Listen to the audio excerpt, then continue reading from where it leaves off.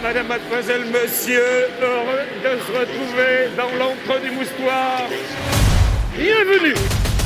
Frappe de la brise et le deuxième but l'Orientais. Un jour ou l'autre, le moine, il faudrait qu'il prenne vraiment. C'est fait, la coupe est bretonne, la coupe est à Lorient. Bonjour, Christian Gourcuff, pardon Christian. Voilà, bonjour, bonsoir. Ouest France, It West et Océane présentent toute l'actu du FC Lorient avec Baptiste Collier et Quentin Burban. Un podcast présenté par Romain Wex. Salut les supporters des Merlus, un championnat si cruel, une défaite qui relance tout le monde dans ce nouvel épisode où on débriefe le match face à Paris, le retour de Bamba également, et puis le calendrier lorientais, c'est Bastia qui arrive ce week-end. C'est parti pour un nouvel épisode, soyez les bienvenus. Salut Quentin. Salut Romain, salut à tous. Salut Baptiste. Salut Romain, bonjour à tous. On se retrouve après ce match qui a tenu toutes ses promesses entre le PFC et Lorient. Défaite 3-2 pour les Merlus. On remet les choses à plat puisque Lorient perd son avance au classement.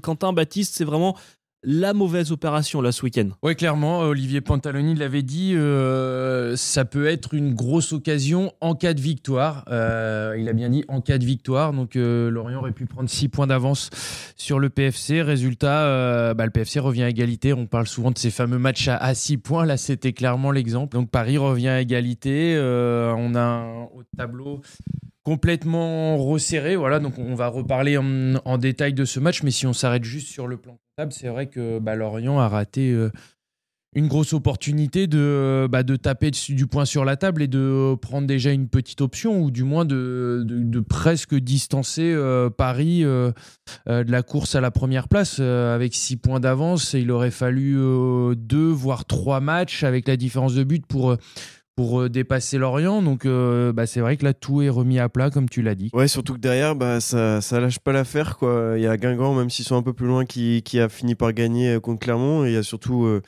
peut-être le plus inquiétant, mais Metz qui a foutu une sacrée claque à Annecy en gagnant 5-1. La différence de but aussi, Metz commence à être sérieusement inquiétant. Ils sont qu'à 2 points des Merlus et du Paris FC, mais ils ont une différence de but à 25 quand Lorient est à 19 et Paris FC 17. Ouais, ça fait mal, ça relance tout. On soupire un peu après ce match-là parce que tu dis que Lorient aurait pu avoir une fin de saison plutôt tranquille, commencer à préparer l'avenir en Ligue 1, etc. Et là, en fait, tu sais pas. Tu sais pas, tu navigues entre deux eaux où tu es dans la position du chassé et toi, tu veux monter, mais t'as pas encore toutes les clés en main et tu vas falloir te battre jusqu'à la fin. Donc ça va être palpitant et je pense usant aussi à la fois. On va revenir sur ce match dans un instant, mais ce match aussi, c'est le résumé de la saison de Ligue 2. C'est une défaite, puis tout est remis à zéro, en fait. Ouais, c'est l'histoire de cette Ligue 2 qui est difficilement lisible, où voilà, il y a des retournements de situation. Chaque match peut s'avérer être un traquenard. Voilà, ça fait partie de l'histoire de la saison de Lorient, où on a posé la question à Laurent Abergel en conférence de presse. On se dit, Lorient a eu souvent l'opportunité de faire le trou. Lorient a une équipe quand même taillée sur le papier pour dominer ce championnat, et finalement Lorient à chaque fois doit cravacher, c'est serré, c'est à l'arracher, et au final il n'y a pas de marge. Lorient n'a pas de marge cette saison et va devoir se battre jusqu'au bout. On l'a écrit, pourtant Lorient depuis le début de saison, à l'instant T, ils ont une moyenne pile de 2 points par match, qui est une bonne moyenne et ce qui logiquement doit permettre de monter. Mais le truc contrariant pour Lorient, c'est que derrière il y a des équipes qui s'accrochent et le trou n'est pas fait. Donc voilà, ça incite tout le monde à rester sur ses gardes et à se battre jusqu'au bout, parce que il y a 4 équipes et il y en aura que 2 qui auront le billet direct pour la Ligue 1. Donc ça va être chaud jusqu'au bout, ouais. Ouais, c'est un peu surprenant parce que d'habitude, très souvent en Ligue 2, il y a quand même 3 équipes, voire 2 qui se détachent, et derrière ça coince un peu. Et la dernière fois qu'il y a eu une saison un peu accrochée comme ça, là, si on regarde les classements généraux, c'était quand ils étaient à 20 équipes. La dernière fois, c'était en 2022-2023, donc c'est pas si vieux, mais Le Havre a gagné le championnat avec 75 points. Metz est fini 2e avec 72 points. Et Bordeaux est fini 3e avec 69 points. Donc les 3 premiers se tenaient en 6 points, mais le 4e était à 15 points du Havre.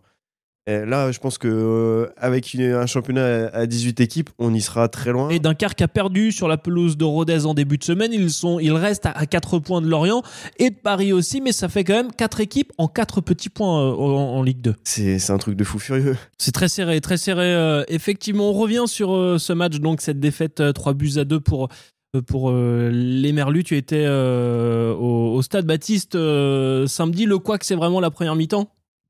Ouais, c'est dommage. Pourtant, il y avait un beau soleil.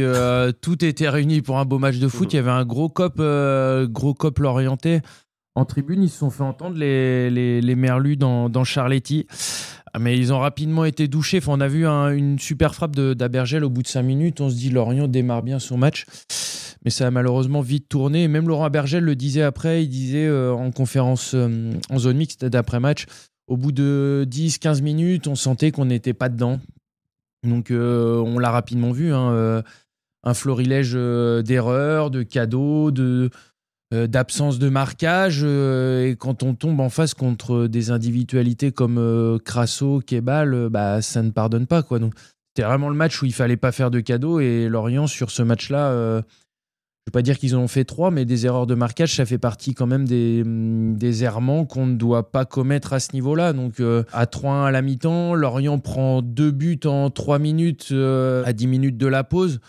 Lorient se tire clairement une balle dans le pied. Donc c'est inconcevable de faire une première mi-temps comme ça avec trop d'erreurs défensives pour espérer autre chose qu'un tout autre résultat. À 3-1 à la mi-temps, Lorient a déjà retourné des situations plus d'une fois, mais là, à 3-1 face au PFC, Lorient partait de trop loin, quoi. Ouais, mais j'aime pas taper sur des joueurs, mais je pense que le match s'est aussi joué sur la bataille des gardiens. Comme Badio, pour moi, il fait un match exceptionnel. Hein. La claquette qu'il fait sur Abergel au bout de 5 minutes, je sais pas comment tu l'as ressenti du stade, Baptiste, mais pour moi, elle est vraiment exceptionnelle, cette parade, et pour moi, ça change tout, parce que la frappe d'Abergel, elle est flottante, elle est difficilement lisible, il a du monde devant lui, et il sort une diagonale exceptionnelle, et ça change tout, parce que derrière, il en sort une devant Croupi quand ils sont menés, quand Lorient est mené encore, je crois. Et puis, dans le temps additionnel du match, Pagis qui frappe, et c'est pas la frappe de Pagis qui va sur le poteau, non, c'est Nkambadio qui accompagne le ballon sur le poteau. Donc ça fait quand même 3 immenses parades, et de l'autre côté, malheureusement, Mvogo... alors c'est facile à dire après évidemment, mais j'ai du mal à comprendre qu'ils mettent le ballon dans cet espace-là. Je parle du 3e but, celui de Crasso, alors qu'à gauche il avait tout le loisir de repartir avec Talbi et Yongwa. Ça arrive les erreurs, mais sur des matchs comme ça coûte vraiment cher. C'est vrai que le 3e est un peu bizarre. Alors nous à la télé on le voit, on se dit mais il voit parfaitement Yvon. Peut-être que toi Baptiste t'as une autre vue du stade, mais c'est un petit peu bizarre cette relance. Ouais, il faut savoir qu'à Charletti, on est très loin, c'est un stade d'athlétisme, donc il y a la piste et il faudrait quasiment des jumelles pour voir à l'autre bout du terrain.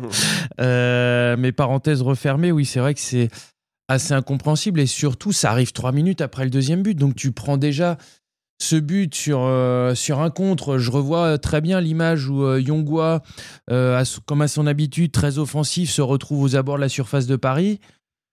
Et en contre, en une fraction de seconde, il revient à grandes enjambées sur Cafaro, mais il est en retard et Cafaro centre et ça fait pion derrière. Et ce 3e but arrive 3 minutes derrière. Donc Lorient prend vraiment 2 coups sur la tête en l'espace de 3 minutes. Et c'est vrai que ça fait très mal. Et surtout de voir, t'en parlais Quentin, de voir ce but, cette relance, c'est incompréhensible. On en discutait, il y a cette part de réussite, le coach l'a dit aussi, Olivier Pantaloni, le PFC sur le 2e but, le centre est contré, ça fait but, le 3e but, ça fait poteau, ça revient dans les pieds de Crasso, mais à un moment donné, il n'y a pas de hasard non plus. On parle de la fin de l'action qui a un peu de chance, mais s'il n'y a pas les erreurs avant, on n'est pas en train de débattre sur la relance manquée, sur la tête qui fait mouche de Crasso, donc à un moment donné, il y a pas de hasard, et c'est vraiment ces 2 buts en 3 minutes, ça fait vraiment mal aux Lorientais, et c'est là-dessus qu'il perd le match. Est-ce qu'il y a eu un peu de réaction? Tu parlais d'Abergel tout à l'heure. Est-ce que tu as vu d'autres joueurs en conf de presse? Ouais, Julien Laporte est venu, donc on va l'entendre également dans ce podcast. Pareil, il a été lucide, trop de cadeaux, trop d'erreurs défensives, voilà, mais il n'a pas non plus voulu noircir le tableau, et il a voulu s'appuyer sur cette 2e mi-temps en disant que il y avait du mieux, que rien n'est fait, que Lorient est toujours premier, mais que c'est une opportunité de rater et qu'il va falloir vraiment remettre le bleu de chauffe. Et pour reparler des erreurs défensives, c'est vrai que les clean sheets, au final, il n'y en a pas eu tant que ça cette saison, surtout sur les derniers matchs. Ils ont battu 3-0, mais si on regarde les derniers matchs, Lorient a pris un but contre Laval sur une erreur de marquage. Ils prennent un but en compte contre Rodez, ils auraient pu en prendre même plusieurs en première mi-temps. C'est vrai que Lorient doit serrer davantage pour moi derrière. Lorient n'a pas le droit de prendre des buts comme ça. Et quand on sait que la Ligue 2, des fois, ça joue sur des détails, face à des blocs bas, c'est difficile de marquer. Si Lorient concède des buts trop facilement, 1, 2 ou 3 buts, derrière, c'est plus compliqué de gagner un match. Ils font 3 buts sur 3 erreurs. Pas 3 erreurs, mais sur 3 situations qu'on doit mieux gérer défensivement. Donc, parce que je trouve qu'en deuxième, derrière, on réagit bien, on montre un autre visage. On a même la situation du 3-3 avec le poteau. Maintenant, je pense que sur le match, c'est pas non plus mérité la victoire du PFC. Les mots de Julien Laporte juste après ce match face à Paris. Ouais, paradoxalement, je les sens un peu moins sereins ces dernières semaines, pardon. Et j'avoue que je me suis un peu emballé, mais après 3, quand j'ai vu comment ils ont gagné le match, vu le scénario, je me suis dit bon, c'est la chance du leader, il peut plus rien leur arriver. Ils ont été malmenés et puis ils ont gagné sur un. Ils ont fait le hold-up parfait avec Croupi et en fait voilà, c'était l'arbre qui cachait un peu la forêt. Derrière, tu perds contre Laval, contre Rodez, c'était compliqué. Bon après le Paris FC, voilà, c'est Paris FC, c'est pas non plus le 18e du championnat, donc ils sont pas sereins en ce moment. Ils ont encore le temps de se retaper. Ils ont un effectif pour changer les choses, des profils qui peuvent faire évoluer les choses et à eux de saisir leur opportunité. Ils ont encore la chance d'être leader, donc c'est à eux de jouer. Toute l'actu du FC Lorient avec Baptiste Collier et Quentin Burban. Ce week-end, Dunkerque-Metz, Lorient-Bastia, Laval PFC. Entre Lorient et Paris, pour vous, qui a le plus gros calendrier peut-être? Est-ce que pour Lorient ça passe? On a Bastia, on a Grenoble aussi qui arrive, Pau, Guingamp. Pas forcément facile à Guingamp non plus. Ouais, ça sera facile nulle part de toute façon. Oui, sur le papier, on peut dire qu'il y a que Lorient a un calendrier plutôt favorable, mais est-ce que recevoir Bastia, recevoir Pau, se déplacer à Annecy, c'est facile? Je n'en suis pas sûr du tout. Faudra voir, ça sera, comme l'a dit Julien Laporte, ça sera une bataille de nerfs. Tout va jouer dans la tête. Aujourd'hui, recevoir, si Lorient avait dû recevoir Metz, je ne sais pas si ça aurait été plus dur que de se déplacer à Annecy, par exemple. Donc c'est vrai que on peut étudier de long en large ce calendrier. Il va de toute façon falloir faire le job contre tout le monde. Il est bien beau ce calendrier, mais ça se trouve les 3 derniers matchs de Lorient, ils vont affronter des adversaires qui joueront plus rien. Ça se trouve Caen sera relégué. Ajaccio sera peut-être maintenu et Martigues aura peut-être coulé aussi. Donc, et même quand les équipes sont reléguées, parfois elles se lâchent complet. L'année dernière, j'ai le souvenir d'une équipe qui était reléguée et qui a tout donné jusqu'à la fin, qui a surpris plus d'une équipe. Donc c'est illisible cette Ligue 2. C'est ce qui fait son charme, mais c'est ce qui est compliqué aussi, c'est que il peut tout se passer encore, quoi. Et puis on se souvient les mots de Fabien Lemoine ici dans ce podcast qui avait dit même une équipe qui a plus rien à jouer, ça continue, les joueurs veulent se montrer aussi. Donc ça va être vraiment compliqué, ça va être surtout très intéressant. À noter aussi, Baptiste, le retour de Mo Bamba ce week-end.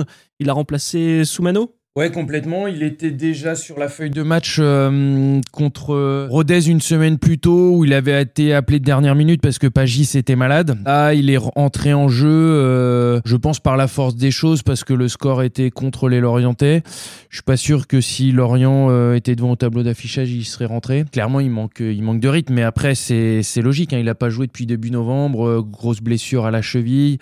Il va lui falloir un peu de temps. Logiquement, il aurait dû revenir plutôt après la trêve. Bon, la force des choses a fait qu'il est là un peu plus tôt. Après, je pense que c'est une bonne nouvelle. Ce retour est une bonne nouvelle pour apporter justement peut-être un peu de folie, un peu de variété aussi dans le jeu des Merlus, qui ont besoin d'un joueur comme ça qui pèse sur les défenses, qui est plutôt adroit aussi devant le but. Donc c'est vrai que Lorient aura besoin d'un bon Mohamed Bamba sur cette fin de saison. Ça peut être l'une des clés de cette fin de saison, parce que c'est vrai que samedi on a vu un Croupi qui était peut-être un peu trop esselé. Croupi a fait son match, derrière lui ça manquait, on a clairement senti l'absence de Pagis qui était absent au coup d'envoi, voire de Ponceau. Il n'y avait pas ces petits profils techniques capables d'apporter les bons ballons devant. Donc d'avoir un Mohamed Bamba en fin de saison, capable de peser, capable d'être bon en remiseur, en point d'appui, ça peut être un plus pour les Merlus sur cette fin de saison. Ouais, surtout qu'il va être revanchard en fait, parce que déjà qu'il voulait partir l'été dernier, là je pense que faut pas se leurrer, s'il fait une bonne fin de saison, il va aller voir ailleurs certainement. Je le vois mal continuer avec Lorient l'année prochaine en Ligue 1, donc il va essayer de scorer au maximum dans son intérêt, et forcément son intérêt passera aussi par le collectif, et si lui score, l'équipe en sortira grandie. Donc ça peut être que tout bénef pour les deux. Et c'est sûr que son profil fera mal. Hein. On l'a vu quand il a joué en première partie de saison. Même s'il ne scorait pas, il faisait des grosses différences. Et c'est un joueur qui peut tout changer. Il avait égalisé à Metz et je me rappelle du but qu'il marque à Caen où il s'arrache pour gratter un ballon dans les pieds du défenseur et aller marquer. Alors là, tous les attaquants de Lorient n'auraient pas été capables de faire ça. Donc c'est vraiment un joueur qui ne lâche rien, qui est puissant physiquement. Donc dans cette fin de saison de Ligue 2, ça peut ressembler à une sorte de recrue de fin de saison en fait pour les Merlus. Donc ça ne peut être que tout bénef, d'autant que Tozin est blessé. On n'en a pas parlé, mais Makengo s'est blessé ce week-end, donc l'infirmerie commence sérieusement à être bien remplie avec en plus Ponceau, Kaloulou. Donc c'est vrai que ça fait du monde. Ça sera l'une des clés aussi de cette fin de saison, d'essayer d'avoir le plus de monde à disposition. Est-ce que Lorient aura besoin de tout le monde dans cette fin de saison ? Ouais, c'est fou parce qu'on disait que Lorient avait un effectif pléthorique, mais dès qu'il y en a 2-3 qui se pètent, tu te dis bah ouais, mais derrière. Il n'y a pas trop de marge. Non, il n'y a pas de marge en fait. Ouais. Tu parlais de Bamba, on parlait d'un retour au début après la trêve, un retour à 100%. À la base, peut-être son retour était prévu pour un retour tout court après la trêve. Son retour là, a été un peu précipité par la force des choses. Là, il y aura la trêve après Bastia qui va arriver, ça va lui faire du bien. Il aura 2 semaines d'entraînement en plus pour se remettre dedans. Il aurait dû aussi faire un petit tour par la réserve en N3 pour retrouver du rythme, mais finalement ça n'a pas été le cas. Il a dû se retrouver sur la feuille de match en Ligue 2. Je pense que ça va demander peut-être encore un petit mois avant de retrouver un vrai Mohamed Bamba intéressant et influent sur le front de l'attaque. Prochain match en tout cas, c'est samedi à 20h au Moustoir. Lorient reçoit Bastia, une claque sinon rien pour Bastia. Contre Bastia. 1-0, Lorient signera malgré tout, je pense, parce qu'il ne faut pas s'attendre à un match aisé contre les Corses. Lorient va tomber contre une équipe qui ne va pas faire le jeu. Encore une fois, on se répète, mais c'est souvent la même chose. Lorient va devoir s'arracher. Et maintenant, il y a la pression sur Lorient, n'a pas le droit à l'erreur à domicile. On en a parlé, il va falloir quasiment faire carton plein, vu la vitesse des poursuivants derrière. Quand il y a défaite à l'extérieur, c'est victoire obligatoire le week-end suivant à domicile. Donc ça passe par une victoire sans faute contre Bastia. Ouais, tu parles de claque. Ça serait quand même pas mal qu'ils en mettent quelques-unes parce que pour la différence de but, encore une fois, et pour se rassurer, pour prendre confiance et taper du poing sur la table une nouvelle fois, je pensais que contre Rodez, ils allaient en être capables et au final, ça a été compliqué. Ils ont besoin de se rassurer et je pense que ça passe par une attaque tout feu tout flamme comme ils ont pu l'être en première partie de saison. Donc je sais pas s'ils vont mettre une claque contre Bastia parce que les Corses, on les connaît un peu trop. On se souvient du match aller à Furiani où ça avait été interrompu. C'était vraiment un sacré traquenard. Surtout que Bastia est dans la course pour jouer les playoffs. Ils sont pas si loin que de Guingamp qui est 5e. 1 ou 2 claques d'ici la fin de saison, ça ferait pas de mal quand même. C'est vrai que ça fait un moment qu'on n'a pas vu...